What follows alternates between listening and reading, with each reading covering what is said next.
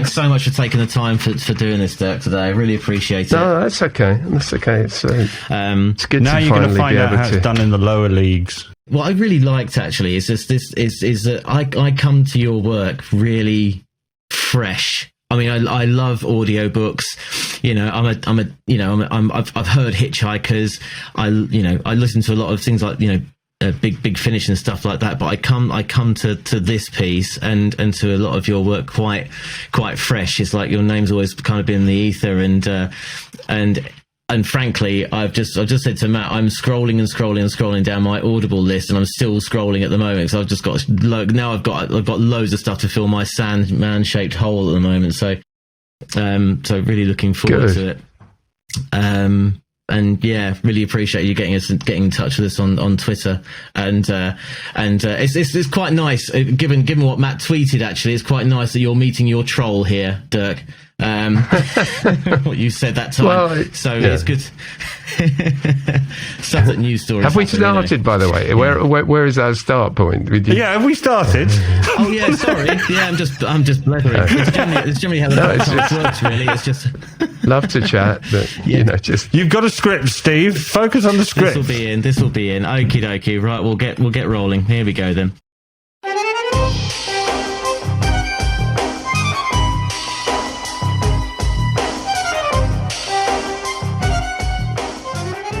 Hello, I'm Steve.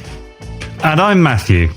And this is Audiobook Club, which we still persist in claiming, quite wrongly, is the world's only interactive audiobook review podcast video show thing.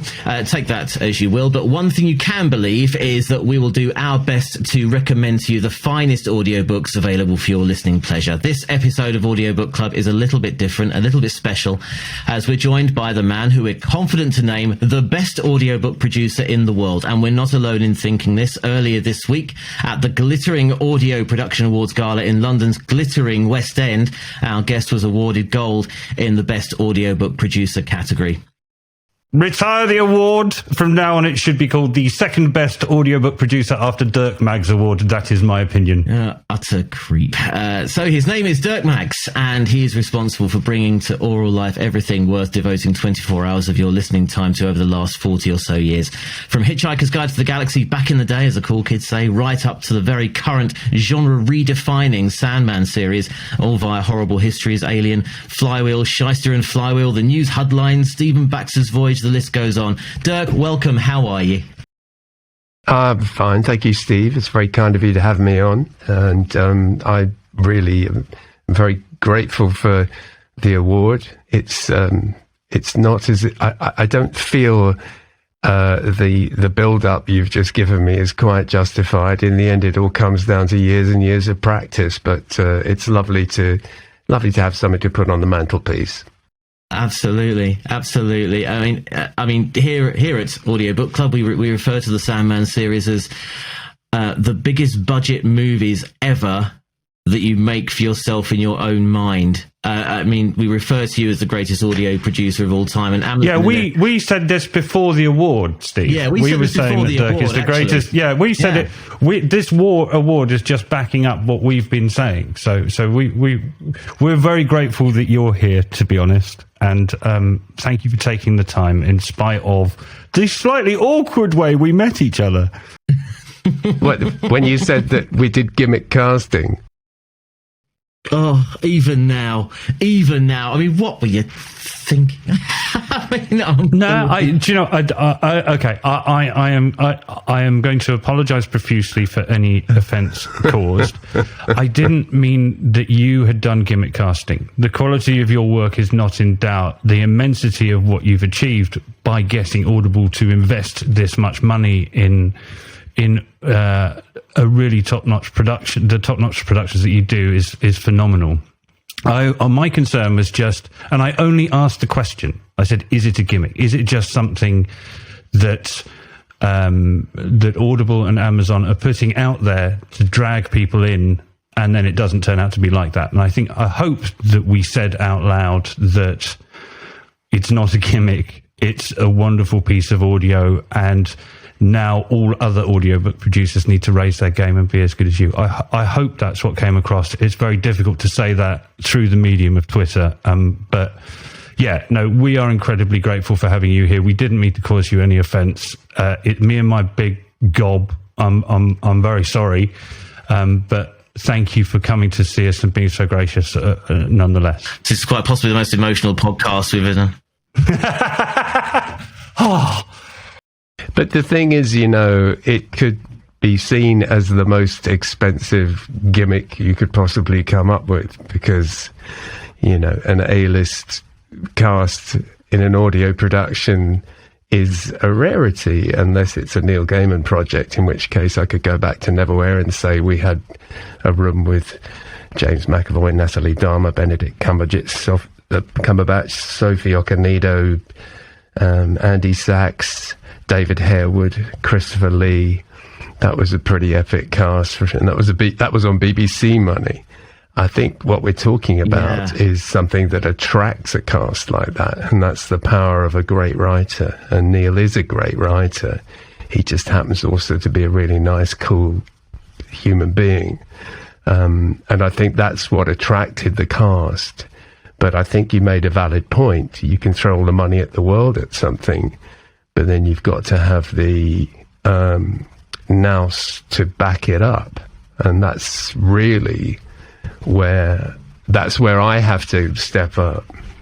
Well, and look, the way I've put it before is that Steve and I basically tinker with an old Morris Minor in a garage. We're hobbyists. We never thought we'd end up speaking to you. You're the guy in orbit in the Star Trek Enterprise. We assume with a team of millions, but we know we can hear your voice in the work that you do.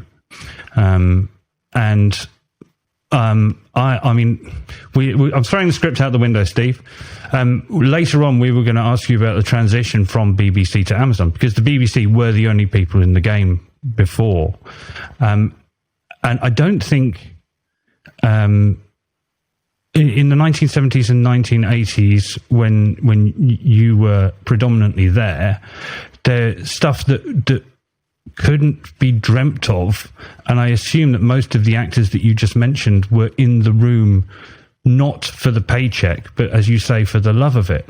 Yeah. Charlie Brooker said recently, he was on Have I Got News for You, and they had some hinky prop there, and he said, "What's this? I'm used to Netflix budgets." I assume now the BBC don't have the budget to do such things, or possibly the will, but it seems that Audible and Amazon do. Is that a fair way of putting it? I think, if you'll forgive me, I think you're getting hung up on the corporate side of things here.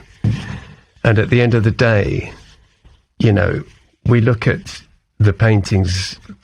This is not me making a direct comparison, but I'm just doing a for instance. But you look at the paintings of Da Vinci or Michelangelo, you don't think about the Medicis who backed them, or the Pope who did the Sistine Chapel, and I don't, unless I'm thinking of the Python sketch or the Secret Policeman's Ball sketch. And I think it's, for a start, Audible isn't Amazon. It is a subsidiary of Amazon, but Amazon don't reach down through Audible and tell us what to do. Audible was a private company launched by Don Katz, who was trying to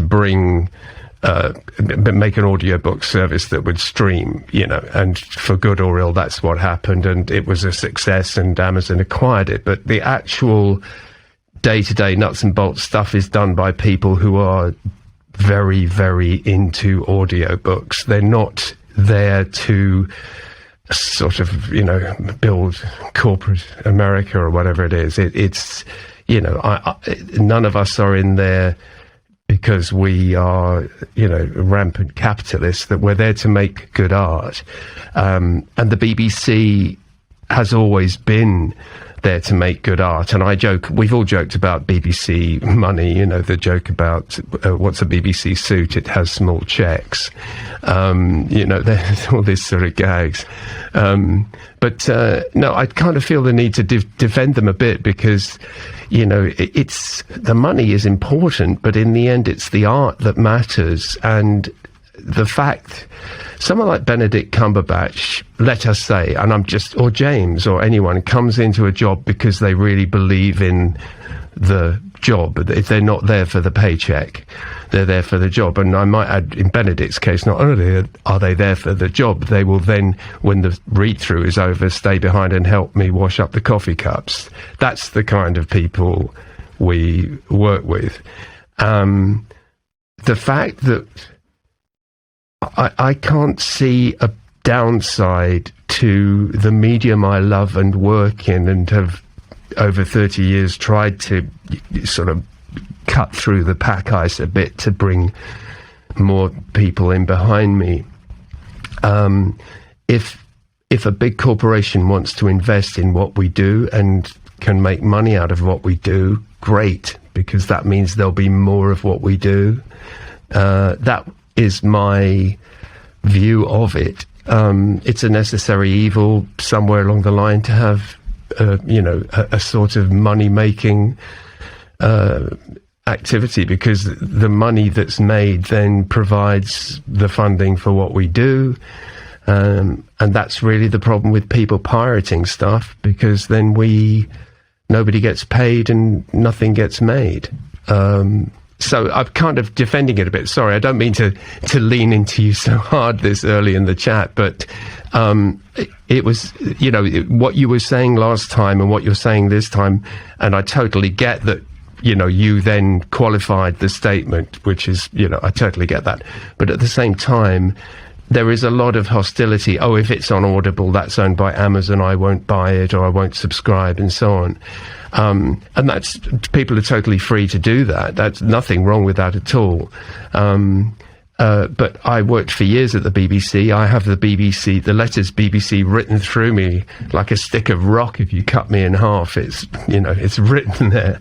I love the BBC, the best of the BBC, that sort of idealized national broadcaster that I'm, wherever you are in the world you think of. But I do think the BBC would never have had the budget to do, for example, Sandman. We did Neverwhere because it was a limited run. Sandman is huge. Neverwhere ran, 3.5, 4 hours? Sandman, the 2 series so far, run 24 hours running time. It's such a huge investment. The BBC can't justify it, whereas Audible can. So that's kind of really what I wanted to say. No, and look, please understand that while BBC is written through you like a stick of Blackpool rock, it's lightly tattooed on Stephen Mai's outer epidermal layers. It's where we actually met, and the reason we're friends 20 years later is because we still ultimately believe in the inform, educate, and entertain, and the idea of doing the best that you can. And it's interesting that you refer to what you do as art. I wouldn't disagree with you. I think a lot of what, and I speak as somebody who's not technically competent enough to produce an audiobook.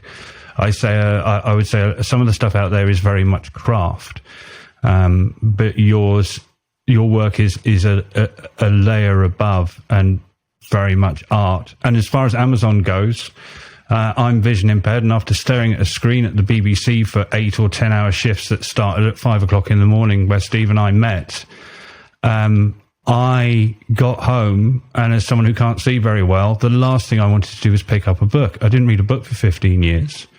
When I lived in London, I lived in Baker Street, where, of course, there was an audiobook shop, and I tried that. Yes. And there were, cases of 8 or 12 CDs, and they got used as coasters and frisbees in my 20s. And I don't know which order it comes in. Maybe you can tell us what Audible and Amazon combined did. But Steve and I were using the word before this when we were having a chat, but we used the word democratize the audiobook as a format, as a form. I mean, I would not have been able to listen to your work on demand until it was available.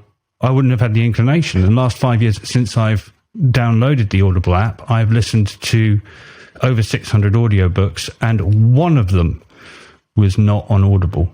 So please, as much as I'm trying to put a little bit of grit there to try and bring you on. Please know that we come from a good place, and that we are genuine fans of the medium and genuine fans of the values. A question I wanted to ask you is: do you feel? Is it just me being whatever the opposite of an early adopter is, a late developer? Do you feel that you're reaching a wider audience now, or is it just my imagination?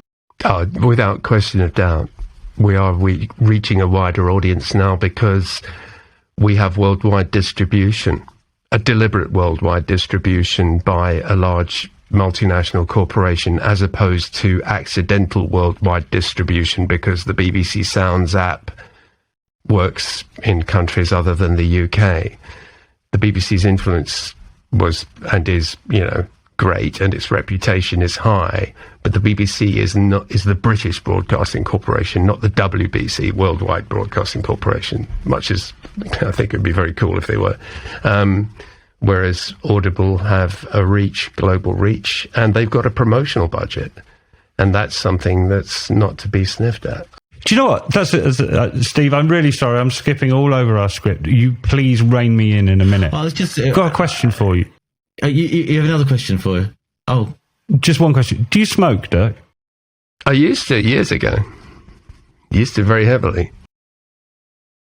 What, do you want a fag break? No, that's not what I'm saying at all. Steve may reach for his e-cheroot at some point. But I haven't managed to give up the weed yet, and particularly in Sandman 1, we just sat there in awe at the emotion conveyed with the noise of smoking. I had to wait till chapter 17 in Act 2. Yeah. It's funny, isn't it? It really is a trigger when you hear a cigarette lit and pulling on a cigarette. It's such a weird thing that it still makes me want a cigarette. It's so weird. It does, can we ask the behind the scenes question? Were there real cigarettes involved? No, it's all smoke and mirrors. More mirrors than smoke. It does. I mean, one of the things, so Dirk, my first introduction to the Sandman was, I mean, I was very fortunate enough to be able to go to France for a week in the car, and I had a week, and I had the Sandman. That was going to be me. That was me sorted out, and I put it on as soon as I was on the A16 off the ferry. On it went. And it was just at the point where I got to the first tolls, and I was on my own. So when you get to the tolls, you have to get out of the car to go and get the ticket, and then get back into your car. Just at the point when the Sandman theme kicked in, it was full whack, and there were literally a person in the booth to the left and to the right of me just looked up and just went. And clearly they obviously wanted to download it after all, but yeah, it was great. It was great. Essentially, I'd like to think I was sort of helping in the worldwide distribution of Sandman to people on the A16 sort of at those broadcasting in a very localized way. Yeah, let me know if there are any legal issues with that, of course. But it was just a brief. I think it was in the 30-second limit. Clip. I'm sure the Audible PR department will be thrilled with you. Thrilled. It's a shame, of course, that you weren't doing the French, playing the French version. I know, but yeah, you really didn't plan ahead, did you? What brought across to me was, no, I didn't. No, it was very spontaneous. Much like everything, much as you can tell with this podcast. Actually, you can probably get the vibe. But what I did find, shambolic. Yeah, shambolic is certainly one of the many words we use every single week. But what I found was it just blew my head. It was like, and I keep saying to Matt the whole time, it is literally like going to the movies without the pictures. The soundscape was just incredible. The sound. We talk about the smoking in Sandman 2. You've got to create sound effects for very highly conceptual, fantastical things.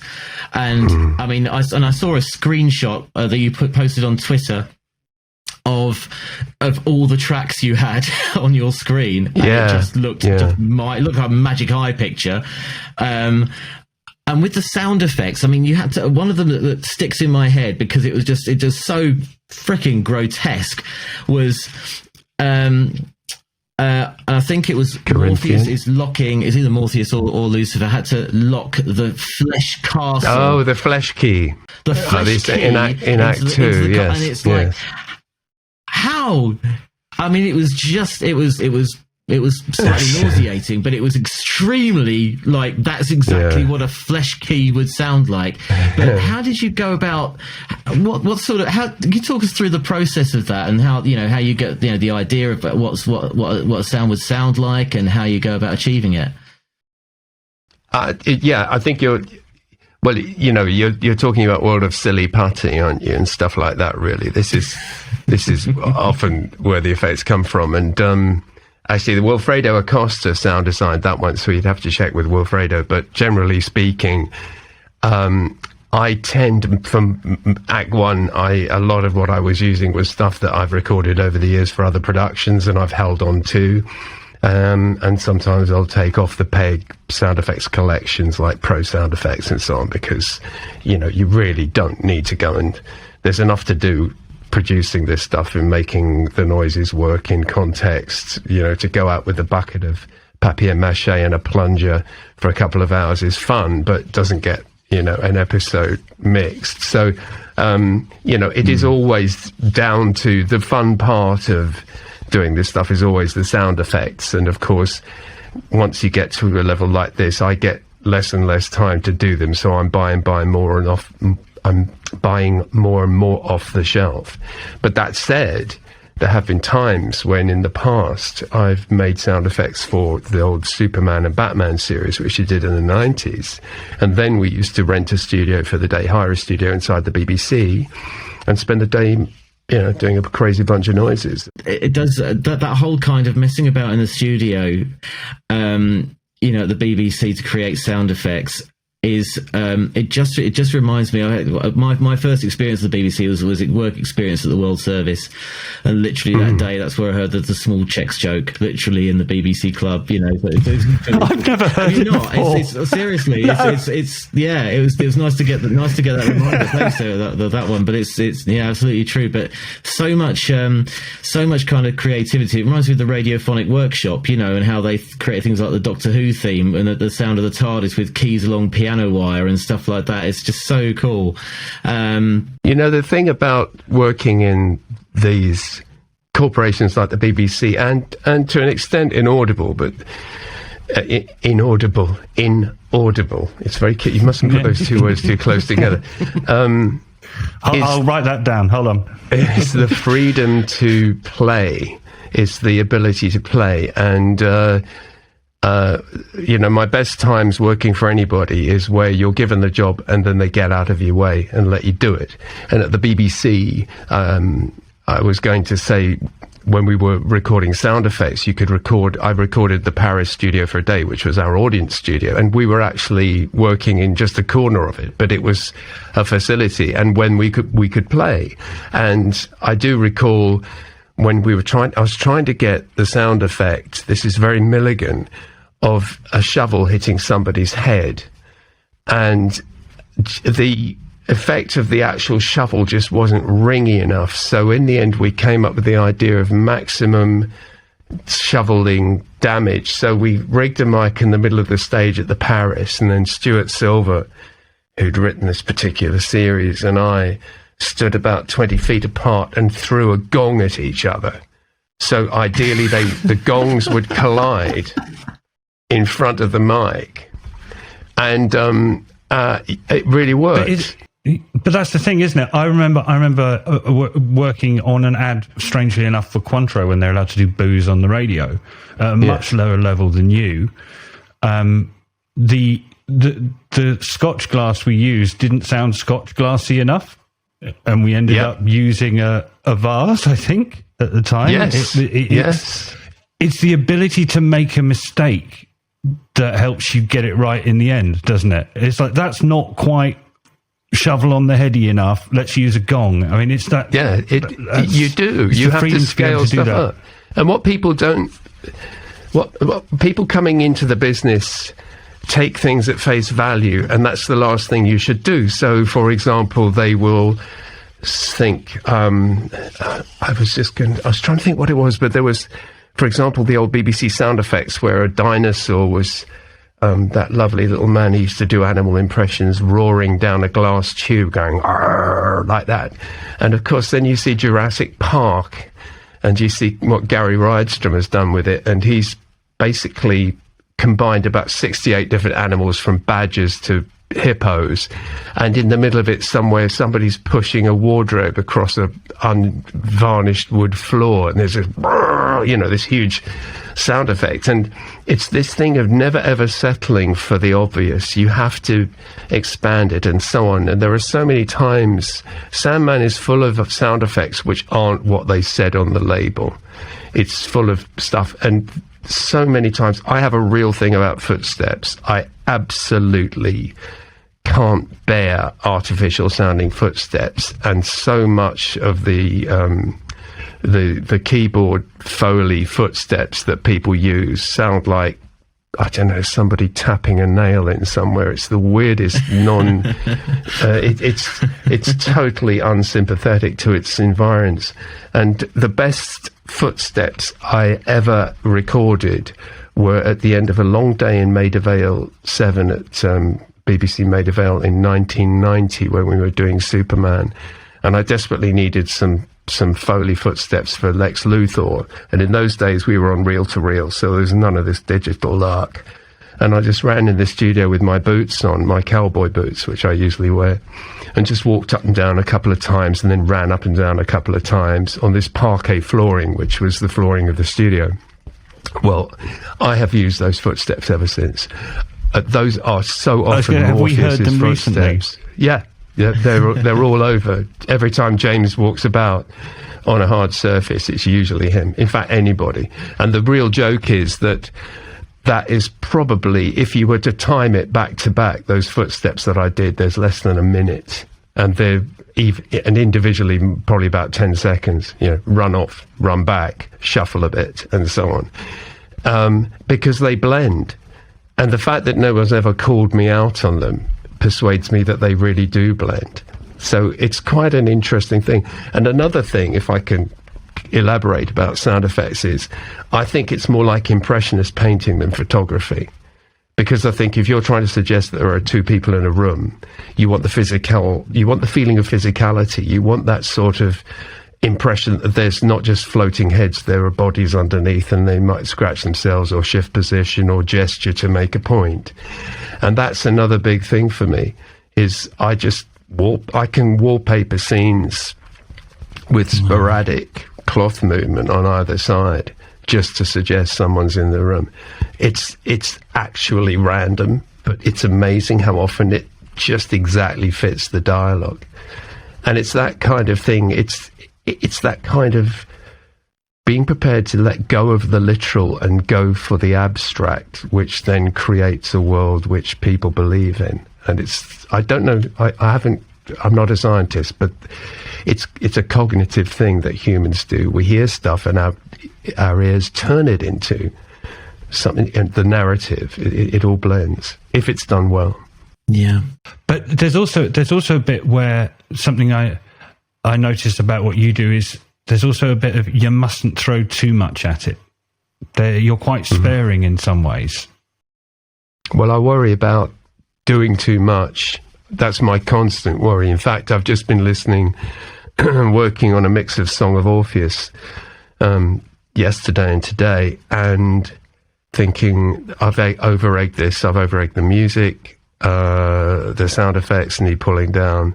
I did 9 mixes on the first act of Sandman before I was happy, and on the 11 hours of it, and when it went out on the 15th of July 2020, and on the 14th of July I did a 10th mix because I still wasn't happy, and that was just for myself. It's a sort of mania. Wow. You have your own version?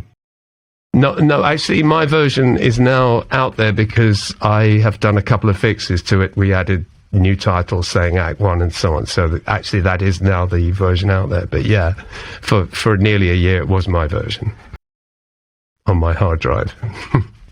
So the version on my Google phone is an artifact and a rarity. Well, it isn't anymore because everybody's got it, Matthew. So kind of not. No, I've got the old one. Yes, it is. Early, yeah. So or if you have the CD version. Yeah. Because it hasn't got Act 1 titles on. The original white label version. Yes, you do. That's very good. Yeah. And there were a couple of tiny tweaks we did. How do we get that Antiques Roadshow? Keep that. I don't know how we do that. How do they don't do downloads yet, do they? Blockchain. It's all blockchain these days, Steve. Yeah, that's a lovely looking blockchain there, worth £500,000. Yes, that's right. Can we just maybe talk a bit more widely about your work? It's obviously we focus quite heavily on obviously the sounds, but your adaptations. I mean, would you be able to sort of go through? I mean, I imagine in your job, no 2 days are the same, and you're working on either a writing aspect or a sound aspect or whatever it might be. But can you sort of go through approximately what your day or week sort of kind of looks like? Well, it's funny, the evolution of the job, because when I was at the BBC, I was a producer, and a BBC producer is kind of the person who not only produces but then directs and then supervises post and so on. But the thing is, I started off as a studio manager at the BBC, so I was, a tape op, working or operating the soundboard and so on and so forth. So when I became a producer and was working light entertainment quite often after news headlines, for example, we were recorded at a Thursday lunchtime. Then I would go back to Broadcasting House with the tapes, which we would edit that afternoon for transmission that night. And John Whitehall, or the late great John Whitehall, or another good SM would be in the room to edit them. And after a bit, I could save about half an hour on the edit if I did it myself, just because that was the amount of time I saved not telling John or someone, what I wanted to do. And, because they knew I had been an SM, they then were happy to go and have an afternoon having a cup of tea and reading the paper. So I started doing it myself quite early, even though I wasn't supposed to. It was, technically wrong. And then when we got into, I was learning digits, so I went to the Soundhouse studio in West London, where my dear friend, now retired Paul Dealey, and I did Superman, Batman, and so on. And I learned by watching Paul work with Pro Tools how digits worked and how Dolby Surround worked and so on and so forth. So having got all this information together, and also now writing much more than I did as a producer, because as a producer it was my job to bring on writers, and quite right too at the BBC. Now I'm actually, kind of generating my own stuff and so on. And then come the point where I leave the BBC and go freelance in 1995, and I've got a family, 3 kids, and a mortgage to pay.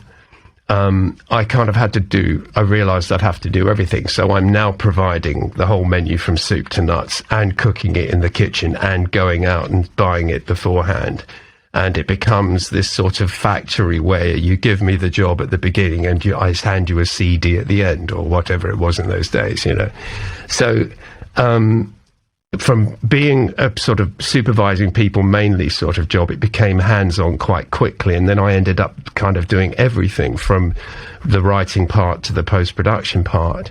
And it's often occurred to me that it's pretty crazy to work that way, because really you never get a day off to think, and it's beginning to catch up with me a bit on Sandman, which is why now I'm beginning to become a producer again and delegate the sound design, as I have on Acts 2 and 3 of Sandman. So it kind of it's changing as we talk about it, but if I take a sort of typical project from the last 25 years, generally speaking, the first over a 6-month period, let's say, sake of argument, the first 2 months of the writing, then there's about, up to a month in studio. and then there's another 3 months of post-production and then delivery. And it's quite funny because I'm working, so I'm working on the computer in final draft if I'm generating scripts. Then I'm in the studio and pushing actors around and all of that stuff for a period of time. And then I'm back here and I'm trying to remember how the hell I work Pro Tools, because I've completely forgotten in that time, how did I do this? And so I have templates that I can always go back to. I remember where I was at that time. And it's a really quite amusing, in a sort of panicky way, to realize that I forget every other phase when I'm doing one or the other of these jobs. And so in the time before I'm going in with the actors, I'm freaking out about, oh God, I'm working with James next week, and James is really good and he really asks hard questions, and I've really got to be on top of the material. All of this happens, and then I worry about the Pro Tools, and then I go back into writing again. I think, now how do I get dual dialogue on this page? So it's kind of an experience of fear and trepidation, followed by remembering how I did it, and then more fear and trepidation by remembering how I did it, and so on, until the job's done. And then I'm worried about it. Then I've got to find the next one. Well, this is it. It's like, after we know that when we spoke to you in September initially, we knew you were working on Sandman 3, but surely you've got to be deciding at this point what you are going to spend that 2 months writing next. And I don't believe the 2 months of writing. I'm sorry, Sandman doesn't feel like it only took 2 months to write. And there were 102 members in Act 2's cast. I counted. Yeah. Where do you get are you doing both of those at once? Are you juggling all of those at the same time on different jobs? Yeah, pretty much. But because I know what's coming next, and it's not always Sandman. I've just done Starship Titanic for Radio 4. But that was a one-off written by someone else. I just came in and pushed the actors around, and I did a bit of sound design, because Sandman's all with the sound designers. But yeah, what was the question? Can't remember. 102 cast members. Oh yeah, what comes first? Was it you and Neil Gaiman sitting in a pub going, you know what, we should get James to do this? How does that work? Do people audition for you? Do you audition for them? It's a combination of factors. Generally speaking, at the level of James, if you offer James a job, you want him. I'm sure he would read, but because he's a thoroughly good guy. But no, by then we knew who we wanted. And it's a kind of a balancing act. There's the lead actors where you know exactly what you want. There are your ensemble cast actors where, for example, I will immediately offer Kane to Michael Roberts because I know his Vincent Price impression is spot on, and that's what the part needs. And I know that Kerry Shale will absolutely ace Abel. I have a fairly shrewd idea, and I also know that Michael and Kerry have a number of other voices each. And I ended up on the ensemble recordings from the first series with a sort of Swiss Army knife cast, a core of about 20 to 30 actors who I know can give me 3 or 4 solid voices each that are completely, sort of separate from each other. That the ensemble cast on Sandman is the magic key in the Lock of Dreams door. That's so cheesy. It's staying in. Yeah, would be if I said it. And then the lead actors, that comes down to some educated guesses sometimes, and it comes down to absolutely knowing. For example, with James, it was like, James is absolutely right for Morpheus, he will ace it.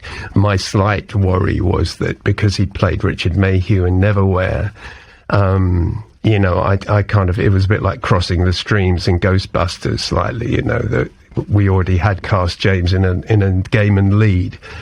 But James is so good, and he's so very, very, when you get to the level of James and Benedict and actors like that, they are really sensitive to the material, and they really know how to drop themselves into the pond without creating unnecessary ripples. I'm inventing a metaphor that has no actual ending there, but James is fantastic to work with, and he's such an instinctive and good actor, and he asks such hard questions that, you know, I'm on my mettle with him, and that means that we have really rewarding but exhausting sessions. We're both wrung out by the end of them. And on this particular job, so on Act 2 and Act 3, which we kind of recorded back to back, James was the last person we recorded on Act 1, and he was the first person we recorded on Act 2. And then I would have a session. I think the order of sessions was James, and then I'll just get my diary, actually. I could probably find this. But James, then Kevin McNally, who was Wilkinson the Rat, which was great because I love Kevin's work, and it was so great. This is the best part for me, is working with these people. So, you know, it was James, Kevin, and then we were in with the ensemble cast for Game of You, which was great because it was basically about 6 people, which was great. It was the girls who share the flat, and you know, the upstairs neighbour George, who's weird, played by Joe Dooley brilliantly. And we managed to work a way of getting ourselves into Soundhouse 1, which is the big studio, where we could all be in the room, and we had a second studio next door with a video link. So we'd actually get COVID-safe recording of up to 9 people. And that, for me, is the vital thing. Whenever we do Sandman or anything, whenever I do anything, I try and have all the actors in the same room with eye contact, or at least, you know, sort of a sense of physicality, and you're hearing them in the room as well as through the mic. And above all, standing up, because the energy level standing up, I'm standing up as I speak to you now, I work standing up, because you need to have that kind of, I don't know, holistic body voice thing going to really make it convincing. So I'll only sit an actor down if he's Sir Christopher Lee and he's 90 odd and infirm and still sounds good. But apart from that, generally speaking, get them standing up and have them all in the same room together, get the eye contact, and then the thing comes alive. And one of the great things that happened on Act 1, less on Act 2 because COVID really had hit us. Act 1 we recorded before COVID started, really. And what we had was the ability to do whole episodes in a half day. So, for example, The Midsummer Night's Dream, which was huge, we did on a Friday afternoon. And I'd padded out the script, if this is the right word, with Shakespeare. I padded Neil Gaiman out with Shakespeare in order to have the play within a play going on in the background continuously, rather than dotting in and out of it, because you're never out of earshot of the action. And that was brilliant. And we actually had what was effectively a live performance of that and several other of the stories in the studio in the afternoon. And I was saying to Rowan, the engineer, God, we could sell tickets to this. It would really be good. Is there a secret mix down of just the Shakespeare that you can sell on the black market? There is actually. Yeah, you could almost put the play together. And I've got to say, there's some bloody good actors doing it. Don Gillet and Ray Porter, who does a lot of Shakespeare in America. You know, Ray, who did Dark Side in the movie, the Justice League movie, the Snyder Cut. And Ray is a Shakespearean actor, an American Shakespearean actor, and his Oberon was to die for. His line readings were gorgeous. I tried to kind of let them pop up, you know, in between Morpheus and the real Oberon chatting. But it's there. And you have it. It is there, you can sit back on a Sunday afternoon. Well, wait, if we remix all this into Dolby Atmos, I'll send the whole play up the back end or something, you know, so you can just sit at the back of the room and enjoy Shakespeare. By the way, speaking of releasing things, I mean, the soundtrack is just incredible on the whole of Sandman, Act 1, Act 2. It was just like, I mean, and you produced this during COVID and everything. How did you get the orchestra? It was just phenomenal. Well, they live in Jim Hannigan's loft, I think, probably is the yes, it is a virtual band. It's a virtual band, but thank God, modern day samples are so amazing, and when you've got Jim is a genius. I think he's a fantastic composer. I'm sorry about the accompaniment, by the way. My own orchestra is playing upstairs. It's called Serenade for Solo Drill in Bathroom. It's a new word. It's rather monotonous.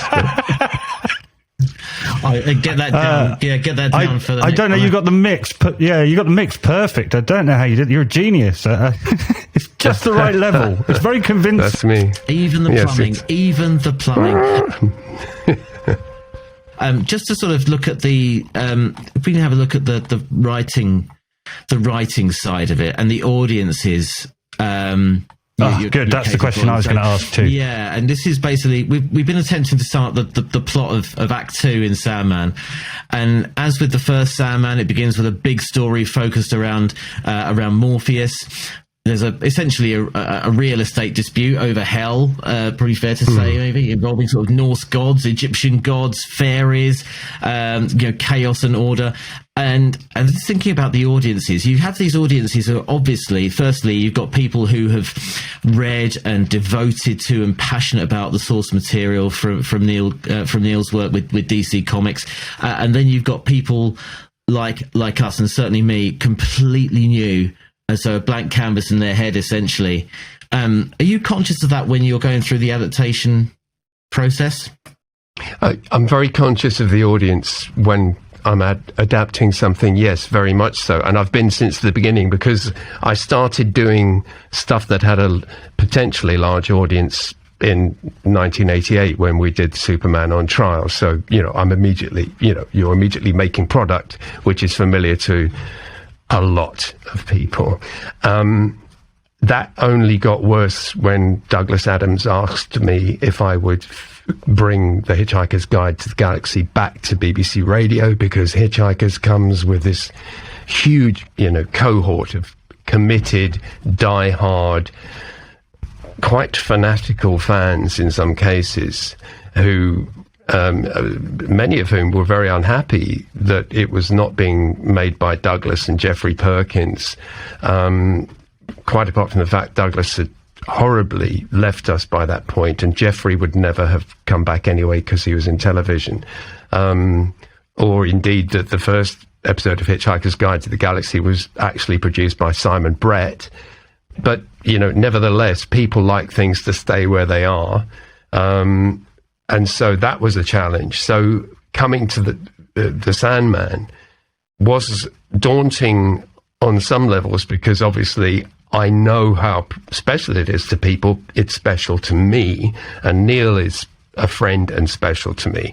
But at the same time, if you're tasked with wrestling a tiger to the ground and tying a bow round its neck, then you use whatever means you have to use to get the damn thing on the ground and tie a bow on its neck.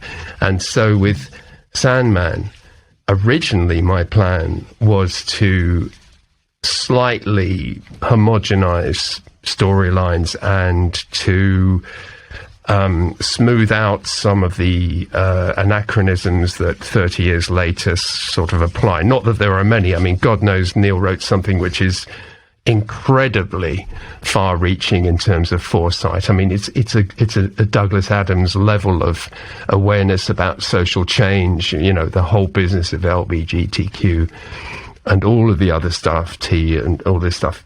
Neil is there way before anyone else. But what changed my approach? I tried to invent something which is totally loyal to the original material, but totally true to the medium I'm working with, and tells the story in such a way as people who are not familiar with it can quickly get clued in. And one of the things about Sandman, it's very episodic. It was written as a series of the original 75 comic run. Is, there are groups of stories like Season of Mists, then you'll get one-offs like August, Thermidor, 3 Septembers and a January, then you go into another series like Brief Lives. It seems random, until you get used to the fact that Neil will write short stories and then he'll give you a novella and then he'll go back to short stories, and all you know is that the common factor is Dream, Morpheus, the Endless, and their effects on human lives. What changed my intent to slightly smooth that out and foreshadow some things and change others, was the announcement of the Netflix TV series of Sandman. That immediately made me reassess where I was. I got about halfway through writing the first episode of Act 1, and I just scrapped it and went back to the beginning again, because I realized that I could not diverge too much from the comics, because I knew the Netflix series would. The Netflix series would reinvent stuff. No matter, they'll make it, it's going to look amazing, and I think it's going to be amazing. The casting is superb. But it's television, and television changes things. Inevitably. It's a committee operation, and there are political forces at play, and so on. And it will be brilliant, but it will be a new version of Sandman. I realized I had to go back to absolutely core motherlode Sandman, the comics, and do much more of an audiobook than an audio movie, if you will. And thus, I had to rework how I was going at it. And if I was then going to cleave really closely to the comic books, it seemed to me the best thing to do would be then to work from Neil's original scripts that he wrote for the artists, so that we had the voice of Gaiman inside the brain of Gaiman as Neil Gaiman is writing this.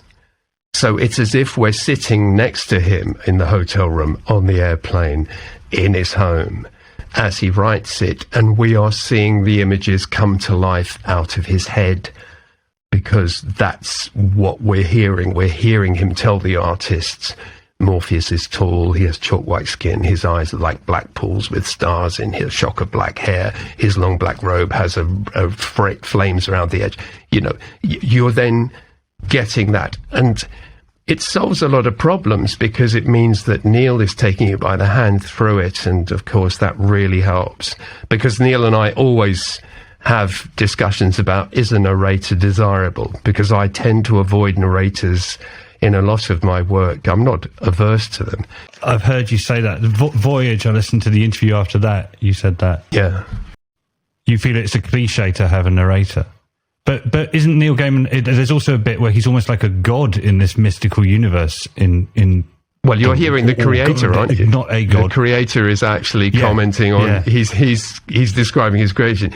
And it's Neil. And when Neil said, do you think it would be okay if I narrated it, or do you want someone better? I just said, come on, give me a break. Of course, you're the only person who can do this. That made a lot of difference. Creator of the universe. Yeah, literally. Creator of the universe. Yeah. Our discussion about narration is always friendly, and we both win around now and then. Neverwhere has no narrator. Stardust, which we did, is very much narrated.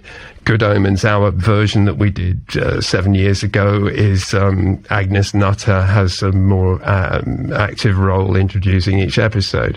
Sandman is very hands-on narrated by Neil, because that means we are doing an absolutely true and accurate, a nice and accurate portrayal of the Sandman. And that way, there is clear water between us and what Netflix do, because Netflix can then go and have a female Lucifer, a female Lucian, change gender, change premise, move some of the chess pieces. The Scottish Norse gods, that was an easy decision. You know, David Tennant does quite a good English accent. But that was the point. You only ever hear David doing English accent. So why not have him Scottish? And you'd already had Mitch Benn play Thor in Hexagonal Phase of Hitchhikers, my dramatization of Owen Colfer's book. So I thought it'd be nice not to have a cod Nordic voice. So, and of course, Bill Nighy, he's wonderful. So, yeah, that's one of those things you can do, which is within canon. Sandman Act 2 is harder work than Sandman Act 1, certainly at the beginning. In Act 1, you build a world that is referenced to things that we can understand. Steve always mentions Whip's Cross. I go back alleyways in New York or dingy offices in 1920s England. You ask more of the listener in the first 3 or 4 chapters, and I was... And that means I can go back and listen to it again and understand. And Steve as well listens to the first thing again. I was waiting for Bill Nighy to come along. I was looking forward to hearing him. And I've tried to write this down in my script, but I knew from that first, that satisfied noise or one makes when having a cup of tea, that is the first thing you hear of him. And you just know it's Bill Nighy, don't you? Yes. Yeah, that's a good actor, isn't it? That's, you know, it can make a sip of a cup of tea memorable. You're in. I'm conscious we need to wrap with you and let you go, because you are a very busy man, and obviously we want to listen to Act 3 as soon as possible, Dirk, of course. Right, I need to get back to the Song of Orpheus is all. I have to get... Exactly, yeah. So just very quickly, just a couple of things, if we may. Well, very briefly, I mean, obviously Act 3, you know, can't wait for it to happen. Any idea when we might be able to hear Act 3? Next year is all I can say. Okay, that's grand. And also just one final thing. If there an audiobook that you're listening to for pleasure right now, because we always like to go away to the next episode with what we're going to do, what we're going to cover next. And so if there's one that you particularly enjoy, particularly like, then we'll go away and do that one next time out.